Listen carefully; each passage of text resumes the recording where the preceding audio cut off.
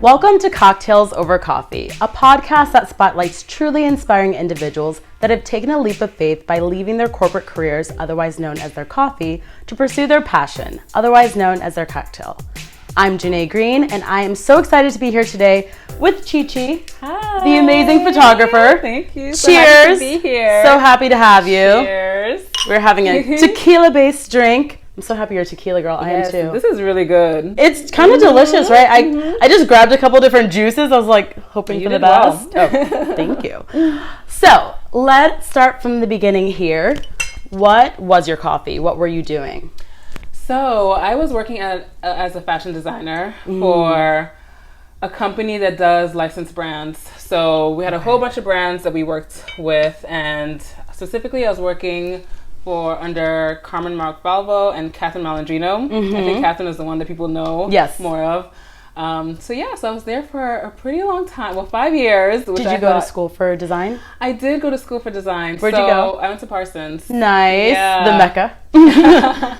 But it's crazy because I feel like there are two types of people in this world. People who have their whole life, not have their life planned, like, you know what, I want to be a fashion designer and that's what I'm going to do. I'm going to move to New York, go to fashion school and be a designer. Exactly. And there are people who just kind of like, wherever life takes them. I'll figure it out. I was on the wherever life takes me path, Okay. In college I was pre-med and I'm like, I don't ever want to be a doctor. It's not going to happen. I graduated. I'm like, what am I going to do? I was always in the fashion design club in college. And I would always just sew my clothes.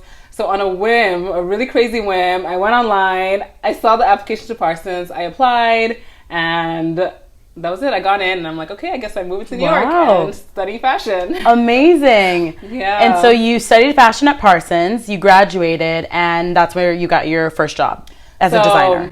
I mean, the road was bumpy, definitely. I know, it just made it sound so seamless, didn't I? Definitely graduated, definitely did a whole bunch of random things while trying to like land that job. Yeah. The funny thing is, the last job I was in for 5 years, I had actually applied 2 years prior. And when I applied, like, it seemed like such a cool opportunity because it was a large company, but small enough where you can actually really make an impact and like, you know, you can actually design and, you know, contribute. So during the interview, I was a little bit nervous, but of course I played it off like, yes, I could do it. Yeah. And I didn't get the job at the time, but I kept in touch with him, with the person who interviewed me for 2 years. Oh, wow. 2 years. As in you just were following up, checking in, or you guys actually had a relationship? I was following up, checking in for 2 years. Like, here's my updated resume. I like it. While I was like freelancing, doing other stuff. Yes. And then he finally called me back 2 years later, got the job, and I was there for 5 years, and it was cool. 5 years. And so was that your only corporate job, or did you go somewhere after that? That was my only corporate job. I did a bunch of like free, I guess you call like temp or freelance work. So I worked in like with other designers. I worked at Gap. Yes. Ralph for some time, Victoria's Secret Pink. Yeah. And then I was actually working at Ellen Tracy. Before. A couple different brands. Yeah. So I was working at Ellen Tracy when they called me, my previous job called me. Yes. And I was like, okay, great. And I left Ellen and I went over. Okay. Yeah. So how did you know when it was time to leave? That's the thing. So like I said, how my life has just kind of been pushing me in a direction. I mean, really, I think it's God. I believe in a higher power. My higher power is God. So he's just kind of like taking me through a path, and looking back, all the dots connect. But at the time, it's like, oh, it's just happening. I never had plans. Not like I never want to stay there forever, but I didn't really have plans to leave. I was just like, maybe I'll stay there for some time and then go to the next fashion job and just keep climbing the ladder and then ultimately work at Chanel, you know? Of course, where every fashion girl wants to end up. Exactly. So that's just what I thought. And then actually, when I moved to New York, I just always had a camera. I bought a camera because it's New York and there's just so much to see. So I would just always be taking photos of people, places, things around me. And people saw my work and were like, oh, can you take a picture of me? Can you do this? And I was like, okay, sure. But it was all, this is a hobby and it's going to be a hobby. And that's that. Really? Yeah. And when did you first pick up a camera? Like, when did you kind of get into that as a hobby? So like the dots connecting. So I always love memory. I'm obsessed with memory. I've been keeping a written journal since I was 13. That. Were you a scrapbooker? Yes. Like I love memory. I love photos. I love writing. I love video. Just everything that collects beautiful. Memory and stories. I love that. And I always look back every now and then. So so when I came to New York, I'm like, I need a camera. Yeah. I just need a camera. Yes. So I actually got one on my birthday. Nice. And I would just take it everywhere with me and take photos. And people were like, you should charge for this. I'm like, no, it's going to be a hobby. This is fun for me. Yeah. And then after a while, I'm like, you know what? Maybe I can charge a little bit of money for this photography thing and like raise money for my fashion line. Yes. Yeah. Smart. Because, you know, to enter the fashion industry, you need a lot of capital. So I was like, okay, you know, I have a camera already. Let me just charge some money and then... you know, just raise some money and see what happens. So did you start charging or? Yeah, so I started charging a little bit of money and it just grew. It just grew that way. Yeah. So I was working my full time and doing photography, but I mean, I wasn't taking it that seriously. I was just like, if people needed portraits or I shot everything. Like I shot a home birth once. What? Like, yes. Wait, tell me how, how did that land on your lap? It was actually a friend. She's amazing, and she reached out to me. She saw my photography. I'm just getting like visions in my head. I cannot believe this. She reached out to me. She was having a baby. This was her second child. Her first child, she did a home birth without a photographer, and she decided she wanted someone there for her second child. Yeah. So she called me. I was like, okay, sure. I mean, I'm scared of blood, but you know what? I'm just gonna do it. So you had to watch the birth. Yes, but to be honest, even though I'm very icky around like blood and anything like that, but it was the most amazing and beautiful thing ever. And it was so special. She was so strong. There were like maybe 4 of us in the room. It was just such an honor to be there. That's a very intimate moment. Yes, it really is. Wow. So I photographed that. So I basically like... How'd the photos of that turn out? Great, I love them. Were they good? I love them, yeah. Oh, that's amazing. She really liked it, yeah. That's trusting you with that. That's a huge responsibility that you have. And even just having me there in that space when you're having your child. A moment that it's usually 1 or 2 people in the room max. Yeah. So I really, like, it was just very, very beautiful. I mean, I can imagine. Yeah. So I guess I went through. I think I've shot probably all types of photography. I've done interior, clearly. I mean, with that home birth, portraits, of course, events, you know, fashion shows, and that's one thing I realized I don't want to do, like runway shows. Why do you say that? I know. That's hilarious. I just didn't like it. You know, when you do so much, you realize like, okay, I like this more than I like that. So runway was the one I was like, I don't ever want to do this again, actually. Which is because you come from the fashion, you would think, I'm going to be a fashion photographer. Yeah. Wow. So I was just doing that while working. And then how did you manage your time? Slowly but surely. And that's how the transition came, because I came to a point where like I was at work and I was just thinking about all the photos I took and I just wanted to go home and edit them, and I was so excited. Yeah. And I would stay up all night editing. Then I had to wake up early in the morning to go to work. And it's like, okay, try to go to the gym, then go to work, and then try to rush back home. Yeah. So over time, as like I just started loving photography, I just felt like I didn't have that much passion for the job and what I was doing. And also, even though, you know, working in fashion can be creative, it's still very corporate in a way. It's very corporate, At the end of the day, it's about selling. So I found that I wasn't as creative as I wanted to be. Well, when you're with a brand, you really have to adhere to all their brand guidelines, and you don't really get to put your own unique spin on things. Yeah, and even just like, you know, we sell to department stores, so it's like, Saks wants this. It did well last season, so let's do it again, but with long sleeves. Or let's do it again, but you know, so a lot of times it was great. It was a really good experience, but I just felt like I wanted something more, and I started questioning myself. I'm like, am I even creative, or is it just, you know, am I just not? Yeah, you got to this like this point where you got very reflective, and you're like, what am I doing? Definitely. So even as I was living those 2 lives, I never in my mind thought, oh, I'm going to quit this in XYZ amount of years and I'm going to start my own thing. I was just It was still a hobby. It wasn't a hobby. I mean, I started like charging, and I had my website up and everything. So it was like something. It was just a side hustle. Okay. But I never had a plan for this side hustle to be the main hustle. But it just came to a point where I couldn't do both. Yeah. So like, I was working too much. I mean, I was working my full time, especially during, market week and certain times where it's just, like, it gets extra crazy. Yeah. And then go home and I'm getting no sleep because I want to get all my photos done. Yeah. And also it was coming to times where people wanted me to shoot on like a Thursday or like a Wednesday. Yeah. And I would come into work late a little bit. I'll be like, okay, I'm going to shoot you at 7:30 on Wednesday morning. Yes, exactly. Trying to do it all. So imagine what time I'm waking up, what time I'm sleeping. So it sounds like you weren't getting any sleep. Yeah, it came to a point where I was like, you know what? I can't do both. Yes. And I choose photography. So wow. Yeah. Were you nervous when you came to that realization that you had to make that call? Not fully. I felt like it was just a thing I had to do. Yeah. I was a little bit nervous. Luckily I actually saved a lot because the money I was making from photography, I didn't have to touch. Right, because it was side hustle money. Really side hustle. So you put all of it away. Yeah, so everything I got for my full time was like supporting my lifestyle. Very smart. My photography stuff was just kind of like, sitting in savings. Yeah. So when I was leaving, I was a little bit nervous. I'm like, what if no one books me anymore and I have to wipe out my savings in like 6 months? Yes. Wait, so how long were you saving? Like from when you got your first paying gig, photography gig, how long until you left your job? So just to give people an idea of how long they should be saving, because that's a very common theme I have been hearing in all my conversations, is that people had saved. Yeah.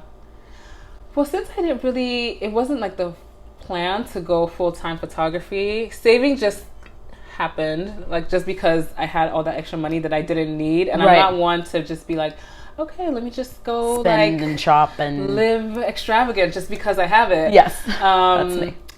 But from the time I started really taking photography a little bit more serious, and I had my website up and I was charging. So the time I left, I don't know, maybe like 2 years. Okay. So 2 years of shooting. Yeah, so you had a nice little pocket of cash. 2 years of shooting and just all of that stuff. And you felt comfortable enough to be like, I've got this money, I've been getting consistent gigs, I think I can do this. Yeah, definitely. I definitely felt comfortable with my savings. Yes. The only thing that scared me was like, what if, this is just me being paranoid, what if something crazy happens and like no one books me? Yes. And I just go through my savings. But at the time, even before I left, I was like, if worse comes to worse and no one books me, I still have enough that I can live for a year. Yes. So great. And you're like, I can definitely get another job within a year. Exactly. So I'm like, I can live for a year. So like, if worse comes to worse, I won't die. Yeah. I'll still eat, and I can still stay in New York, because that was one big thing. I didn't want to leave New York and have to move back home. Yes. So yeah, that's kind of how So I think we kind of like discovered that your cocktail is photography. Yes. So after you decided to be drinking your cocktail full time and go for it, what was your first gig? Do you remember? Well, I shoot weddings, and I also shoot portraits, lifestyle, and also moving towards shooting more interior and still life. So when I forgot to mention this. Give us everything. Come on. So as I was shooting weddings mostly in my full-time job, I would share it with the whole company, actually. So I would shoot a wedding. Yeah. So I actually had one of my coworkers, I shot her wedding. Yeah. And I shared it. She was fine with me sharing it. So I put it on my blog, on my website. And I just emailed, a whole bunch of people in the company that I thought would be interested. I was like, hey, I shot her wedding. This is what it is.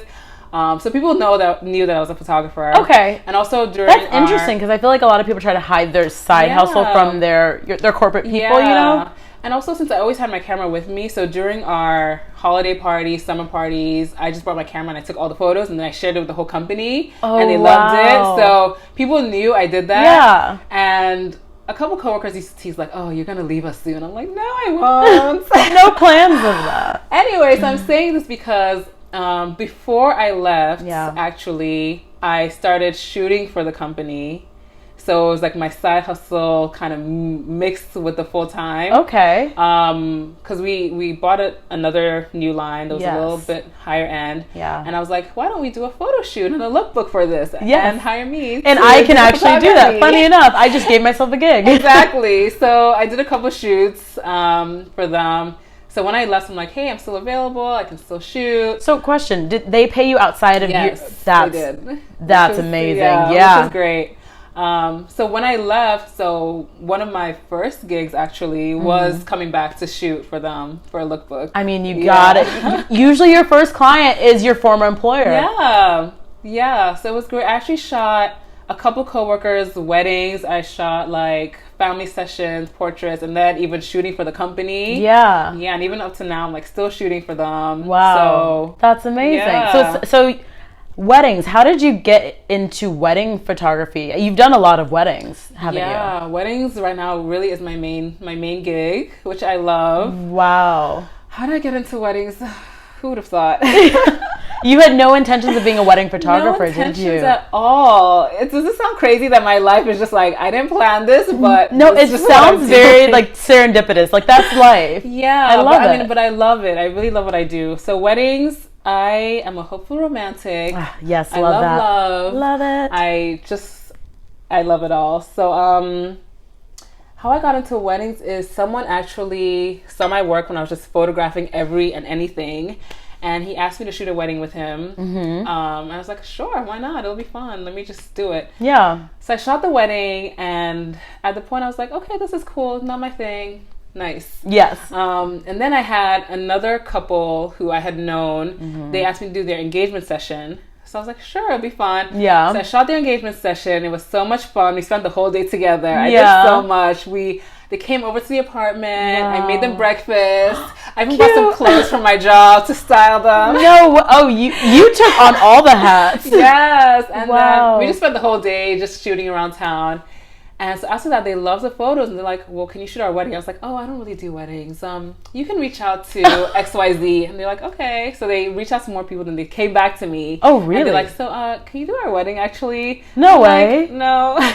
Wait, why did they come back even after you said no? Because I guess they just love the photos, and they reached out to other people, and, wedding photography is you have to not only like the style of the photographer, also their personality and the vibe they give, because they're going to be around you. Right. And so we had spent the whole day together photographing, and it was I had such a good experience. Like, I didn't even want to stop. I'm like, yeah, let's keep going. Oh, wow. So they probably felt really comfortable with you as well. Yeah. So, especially because you made them breakfast and you they're like, we need her. So by the third time they came to me like, listen, like, can you please do it? I was like, you know what? Okay, sure. So I just took the gig. I was so nervous. I clearly didn't tell them that. Huge responsibility. Yes, but I was really nervous. I had a second photographer who was so great. Amazing. Like, he made one that you hired, or someone I hired to shoot with me. And I think he made my first wedding such a good experience that I was like, you know what? This is cool. And the difference between the first time I shot a wedding and this wedding was, the first time, I didn't know the couple. I was shooting with another person, and it just seemed he had his style. It seemed like a formula to me. Like, it was like, okay, time to do the kiss, time to do that. Right. And this wedding, I knew the couple, and I liked them so much. They were so great together. I just loved their connection. Oh. So shooting, it was just like, I'm doing what I love. I love photographing. I love telling stories. And the couple was just so great. I loved the experience. Did it feel easy? Yeah, it felt good. It felt easy. And ever since then, I'm like, okay, weddings. Have you ever cried when you're shooting? Yes. Do you? Yes. Wow. I am a sap. I cry. I can only imagine. I feel like I would just be sobbing on every job. Yes, I do. Even couples that I cried at their wedding, of course. Yeah. Even couples that, I've only met for, the booking or just the initial meeting. They don't see me, but like behind the camera, I'm just tearing up because it's beautiful. It is. It's so special. When I watch YouTube videos of weddings, I'm like at my computer sobbing, and I just can't imagine, like, you're working, you're on the job, but like you're witnessing this beautiful union. And it's really special for you to be a part of. It's really great. So obviously with wedding photography, a huge responsibility, like we talked about. These are photos that these are probably people's most important photos. I would say the most important photos you're going to take. and there's obviously a very, very, very strict shot list. Have you ever had a wedding photography blunder? Have you ever missed something? Have you? Yes. Okay, yes, tell me yes, about yes, it. Yes. Oh, man. And the funny thing is, my husband always makes fun of me about this because he watches me through the whole process from like booking. So he knows all my couples. Yes. Yeah. So he watches me book and to, you know, planning out with them and then to shooting the wedding and then editing. Yeah. There's some weddings because sometimes I have a vision in my mind and I want to capture that and I don't sometimes. Yeah. So there's sometimes I come back from weddings I'm like, oh, I missed it. Yeah. And I'm just like, oh gosh, can I really send this? Like, I feel like I missed it, but I send it out and they're like, we love it, thanks so much. I'm like, okay, good. Yeah. You notice the mistakes. Yeah, I think I'm probably more harsh on myself. Way more critical. My critical, husband sees I'm the sure. photos, he's like, these are perfect and great. Like, Yeah. relax. Yeah. And I'm like, okay. Oh, that's... But I think I'm just always trying to push to the next thing and always, and even now, especially, I'm trying to be way more client focused. So just like, tell me exactly what you want. Like, send me mood boards, send me every single thing you want. Like, tell me your most special moments, tell me all of that, and just kind of taking that in and putting it through my process and just making sure I deliver that to them. So I'm just extra like, I want the client to be happy. Yes. And just love all their photos. So I'm really hard on myself with that. I mean, and I think that we all are, but I feel like with weddings that, I can imagine you're a lot harder on yourself than most. So you've done weddings, you've done all types of photography. What are some of the other gigs that you started to get when you finally went out on your own? So still weddings, portraits. I really love, especially since I went on my own, I love it when people start their own thing. I just love it. So I love it when someone calls me like, hey, I'm starting a new brand or new company. Yes. I need photos for it. I'm like, yes, that's awesome. That's so great. I love that. I love supporting small businesses and I love supporting new entrepreneurs who are just like taking the leap and starting their own thing, whether it's they're still working full time or they quit their job and they're doing their own thing. So we love that here on Cocktails Over Coffee. I love that. And also, what I found myself like moving towards is shooting interior and still life and spaces. Oh, nice. Yes. Have you ever had an interest in that, like going into interior design, or is that just something you decided you like to shoot? It's just something. So before I even got into photography, I realized back when I was young, let me just put that out there. One of my taglines was like, hopelessly obsessed with beautiful things. Like I just loved beautiful things. I loved visuals and just like seeing things and spaces and just, design and creations that people put together. So I've always just liked looking through beautiful photos and being in a beautiful space and even going to a restaurant that's just really nice or hotel. I've always loved that.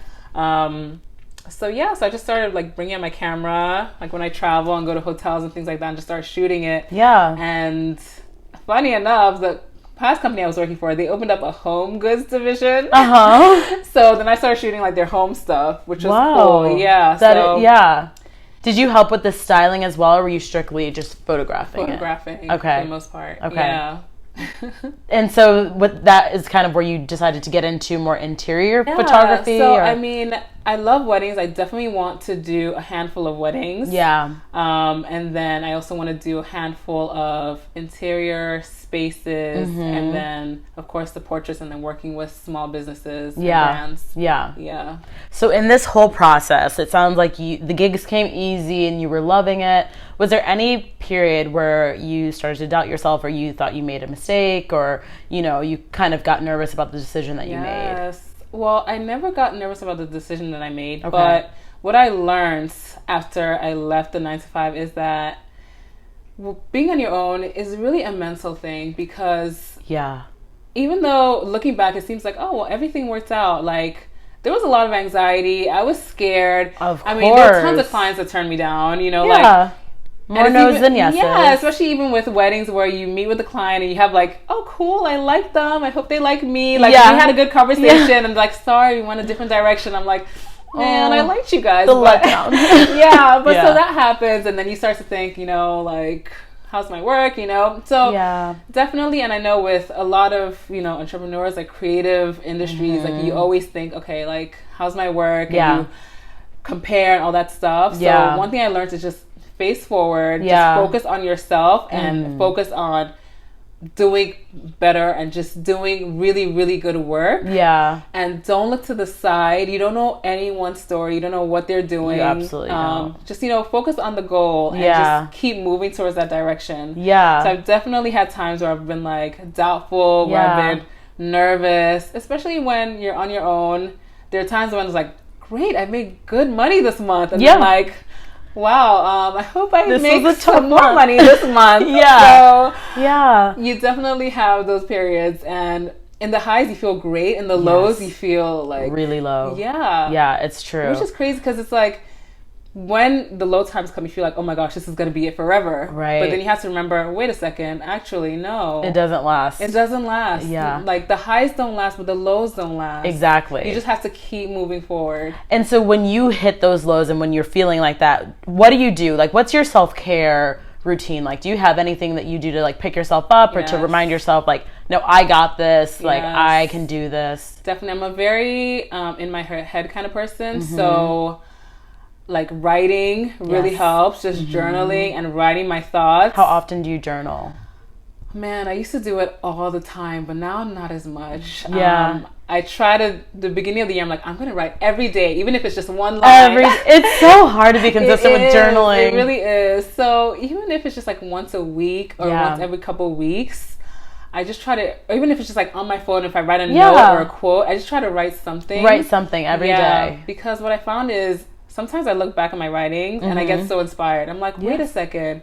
All that stuff I was scared of or nervous about, it all worked out. Isn't that amazing when you inspire yourself? Yeah, and you realize everything will work out. Always. Even if there's some bumps along the way. Always. It'll work out. I think that is the most important thing I learned through this whole process is that everything will always work itself out. Because like you said, I mean, I used to be a worrier. I would get really bad anxiety about this whole journey.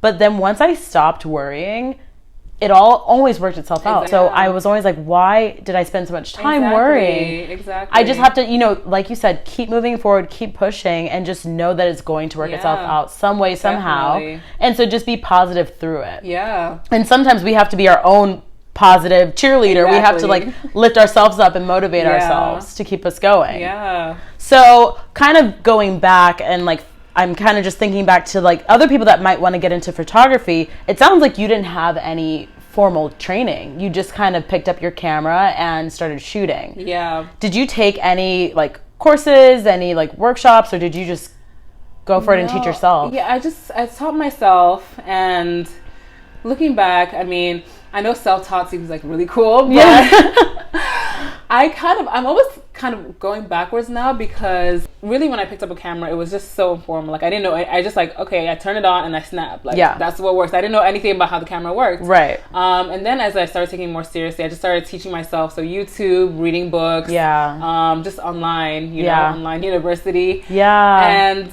you can Google anything. Exactly. And then even later on, so like last time this year, I took a formal class and I take workshops every now and then. Yeah. I have, photographers that I looked up to, like I'll take classes with them, I'll reach out to them. Yeah. And definitely just investing in the education, because I think that's important. Definitely. I would really love to even take more photography classes, different types. Even as an established photographer, you want to keep continuing your education. Yeah, and then another thing that I want to do that I didn't get a chance to do, and I wish I did, is actually shadow more photographers or like assist. Oh. I just kind of, I shot one wedding with someone and then I'm like shooting my own weddings. Yes. When a lot of people go from second shooting a lot and then transition, or assisting a lot and then transition, like I didn't really get to do that, and I kind of want to. Yeah. So now I'm kind of going back like, hey, do you need an assistant? That's amazing. No, that's really smart to kind of go backwards in the process. Definitely. So I like to end every episode on Cocktails Over Coffee with a shot. Okay. So that is something small, something strong that you want to pass on, and it can be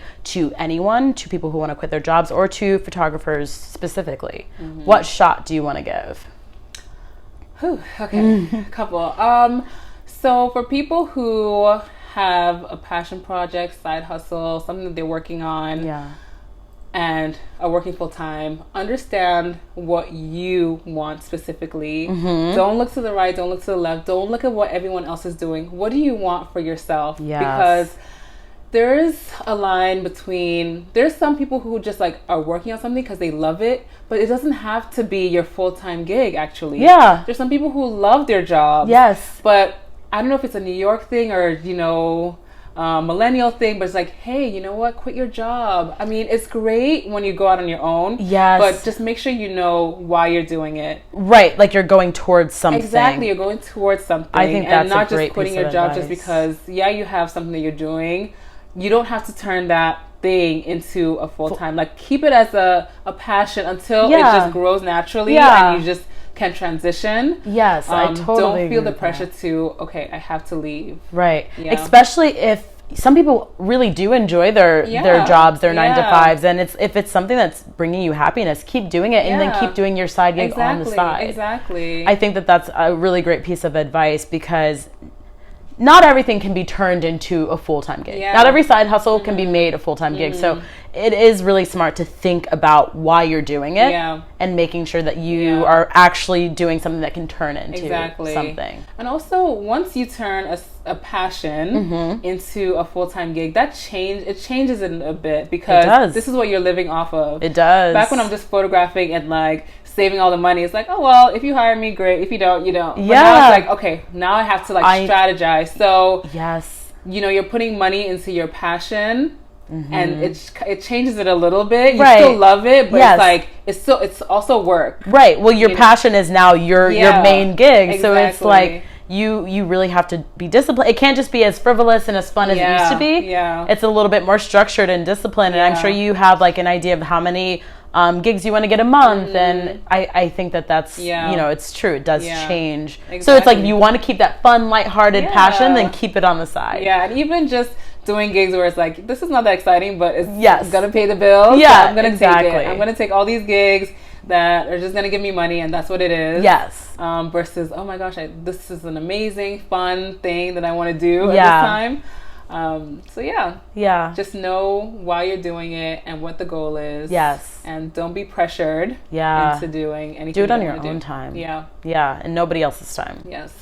Okay, so what's next for you? What are you working on, and what are you excited to do in the new year? I know we're kind of like we're further into the new year, but like, what are you looking forward to in 2020?